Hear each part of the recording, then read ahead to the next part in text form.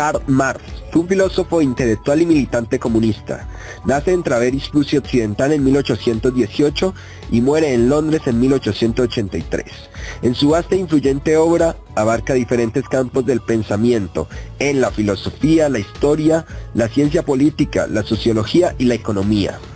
Las teorías de Marx sobre la sociedad, la economía y la política, que se conocen colectivamente como el marxismo, sostienen que todas las sociedades avanzan a través de la dialéctica de la lucha de clases. Sus escritos más conocidos son el Manifiesto del Partido Comunista y El Capital. Una de sus frases más dicientes es: igual que en la religión, el hombre es dominado por el producto de su propia cabeza. En la producción capitalista, lo es por el producto de su propia mano. John Locke nació en Greentown, cerca de Bristol, el 29 de agosto de 1632, en el seno de una familia de pequeños nobles rurales, y falleció en 1704. Se educó en la Universidad de Oxford y obtuvo el grado de maestro en artes en el año 1658. También se interesó por la medicina y la política, en la cual comenzó a militar desde los 35 años. Recibió la influencia del pensamiento de John Owen, partidario de una política de tolerancia para con todas las religiones. Y también le llamaron la atención las ideas de Descartes y de Hobbes. Por su pensamiento, debió exiliarse muchos años hasta 1689, año en que se produce la revolución en Inglaterra. Desde allí se lo consideraba como el representante del nuevo régimen liberal. Aportes. En lo pedagógico, Locke no pretendió crear un sistema educativo, sino explicar los lineamientos de la educación para los hijos de la nobleza. Por consiguiente, sus ideas representan un reflejo de la percepción pedagógica de su tiempo. El pensamiento educativo de Locke. El pensamiento pedagógico de Locke está estrechamente conectado con su filosofía y su liberalismo político. Aboga por una educación apta para formar un gentleman capaz de ser útil a sí mismo y a su patria en un clima de ordenada libertad y audaz iniciativa. Esto le imprime un carácter práctico a la educación. El trabajo del maestro no consiste tanto en enseñar lo aprendible como en producir en el alumno amor y estima por el conocimiento.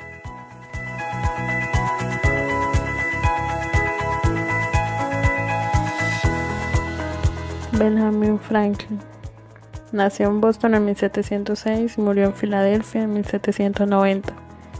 Político, científico e inventor estadounidense. Estudió sobre la electricidad y a cuánto atrajo su interés. Inventor del pararrayos, de la llave, de la cometa y otros útiles artefactos. Honesto y eficiente hombre público y destacado además artífice de la independencia de los Estados Unidos. Benjamin Franklin fue el personaje más querido de su tiempo en su país y el único americano de la época colonial británica que alcanzó fama y notoriedad en Europa.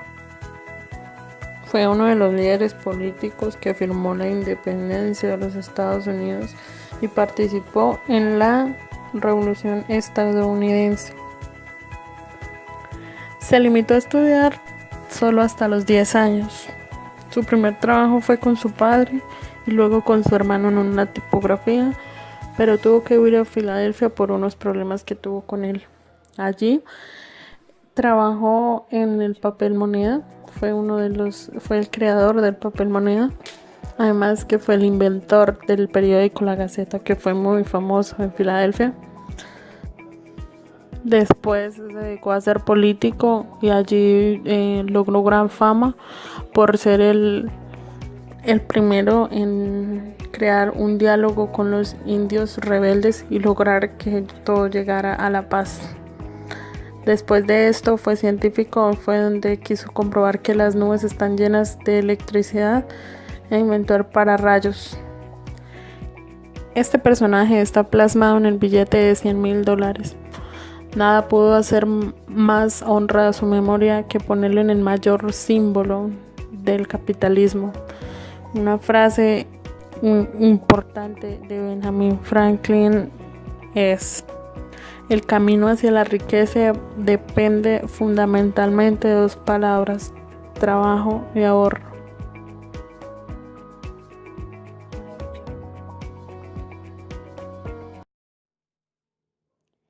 Adam Smith nació en 1723 en Kirkcaldy, en el seno de una familia modesta de las tierras bajas de Escocia. A los 14 años ingresó en la Universidad de Glasgow, donde recibió la influencia de la escuela escocesa. Al estudiar entre otros con Francis Hutcheson, continuó sus estudios en el Oxford gracias a la concesión de una beca, pareciéndole esta universidad decadente. En 1748 es invitado a dictar una serie de conferencias sobre literatura y otros temas. La experiencia fue tan positiva que en 1751 es nombrado catedrático en la Universidad de Glasgow, primero la cátedra de lógica y más adelante de la cátedra de la filosofía moral, y en este momento de su vida concluyó una amistad con David Hume. En 1759 se publica La teoría de los sentimientos morales, su primer libro. En 1762 renunció a la cátedra para convertirse en el tutor del hijo del duque de Bucheus, con el que viaja a Francia. De vuelta a Kirkcaldy en 1767 y gracias a una pensión vitalicia que le asignó el duque, puede dedicar los siguientes 10 años de su vida a escribir su obra más conocida, La riqueza de las naciones, que se publica en 1776. Sus últimos 13 años de vida se dedicó a desempeñar la función de comisario real de las aduanas de Escocia. 3 años antes de su muerte, fue nombrado rector de la Universidad de Glasgow. Finalmente murió en Edimburgo en julio de 1790 a los 67 años de edad. Una de sus frases célebres es: el verdadero precio de todo lo que todo realmente le cuesta al hombre que quiere adquirirlo es el esfuerzo y la complicación de adquirirlo.